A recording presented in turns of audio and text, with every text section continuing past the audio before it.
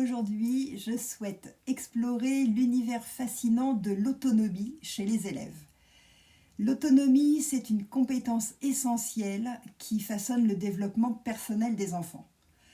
Lorsque les élèves apprennent à se montrer autonomes, ils acquièrent une confiance en eux inestimable et deviennent capables de prendre des décisions éclairées.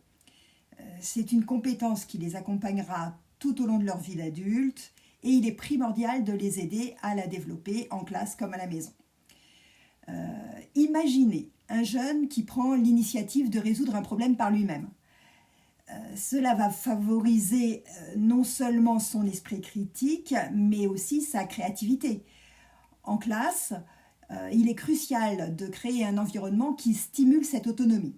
Alors, comment faire cela ? Tout d'abord, en offrant aux élèves des choix. Quand ils choisissent un projet ou une méthode d'apprentissage, ils se sentent plus investis et responsables de leur parcours. C'est la raison pour laquelle je propose à mes élèves de nombreux temps d'autonomie en classe, pendant lesquels ils vont choisir individuellement l'activité qui leur semble la plus utile à ce moment précis de leurs apprentissages. Je leur demande de s'engager par écrit au début de ce temps d'autonomie. Ils disposent au tableau de la liste des activités qu'ils peuvent choisir de faire. Ils indiquent dans leur tableau de bord l'activité qu'ils ont choisi de réaliser et ceci matérialise la première étape de leur engagement. En cours de séance, lorsque je circule dans la salle, cela me permet de voir si les élèves respectent leurs engagements.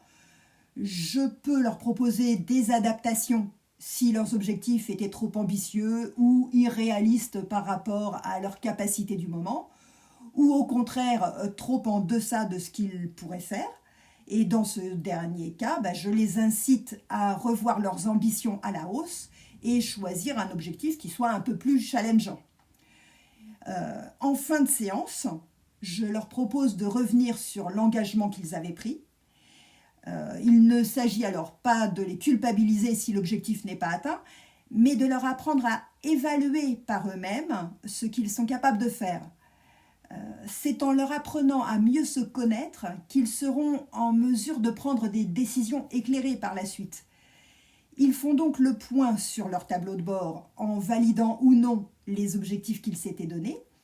Et ce bilan étant fait immédiatement à la fin de la séance, le retour d'information est rapide, ce qui permet une prise de conscience et un apprentissage efficace. Au moment de l'engagement, dans le meilleur des cas, les élèves choisiront l'activité la plus utile à leurs apprentissages. Mais ce sera parfois simplement l'activité qu'ils se sentent capables de faire à ce moment. Parce qu'en effet, comme pour tout individu, leur niveau d'énergie est variable au cours de la journée. Je leur laisse donc la possibilité de se mettre en retrait des activités d'apprentissage s'ils estiment ne pas en être capables à ce moment. Faire une activité facile ou carrément ne pas travailler font partie des choix qui leur sont proposés. Bon, mais je reviendrai sur ce mode de fonctionnement dans une prochaine vidéo. Je vous ai présenté ce que je mets en place au sein de ma classe pour développer ce sens de l'autonomie chez les élèves, mais à la maison, il est également possible de créer un environnement stimulant cette autonomie et je vous propose d'explorer ces possibilités dans une prochaine vidéo. En permettant à nos enfants d'expérimenter et de faire des erreurs et d'apprendre, non seulement nous, parents et professeurs, nous les aidons à devenir autonomes, mais nous les préparons aussi à prendre leur place dans la société avec assurance. Alors, faisons de notre mieux pour nourrir cette précieuse qualité chez nos enfants. Au plaisir de vous retrouver dans une prochaine vidéo. Et n'hésitez pas à m'indiquer ce que vous mettez en place chez vous en commentaire.